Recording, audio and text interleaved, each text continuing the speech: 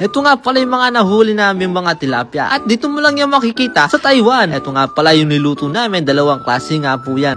Yan po yung ating giniling na tilapia. At ito nga po yung ating kasamang nag-e-enjoy habang kumakain kami na nakuha naming mga tilapia. Hi, ako nga pala si Edward, OFW, dito sa Taiwan. At samahan nyo kami manguha ng pang-ulam namin mga tilapia. Tara, ito nga pala yung aming map guys. Kung masusundan nyo, wag nyo na sundan, manood na lang kayo. Ito nga pala yung lugar na pupuntahan namin, kung saan kami mangunguha ng mga tilapia. At ngayon nga, maaga kaming umalis ng alas 12 ng tanghali. At dito rin, kasama ko rin si DM para manguha din ng mga tilapia. Ayan guys, dalawa lang kami. Almost 2 lang.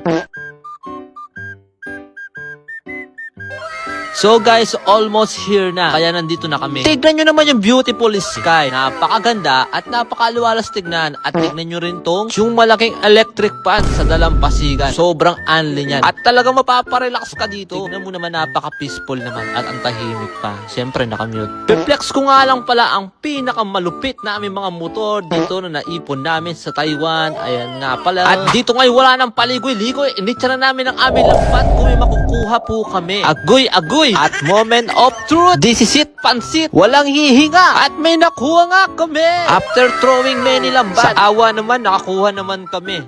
Dalawa. At ayun nga, si GM tuwan-tuwa pa. First time in my whole life, in my whole world, mabagi. At kami nakarami na at uuwi na. At dito na nga nagtatapos ang aming expedition and adventure. At ayan guys, may pang umaga na kami ng tanghalian. At ang saya-saya, promise.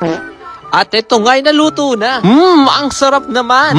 Ito pa nga ang isa, ang sarap. At dalawang putahe nga ang aming naluto. Na sobrang sarap, napapadila na lang siya.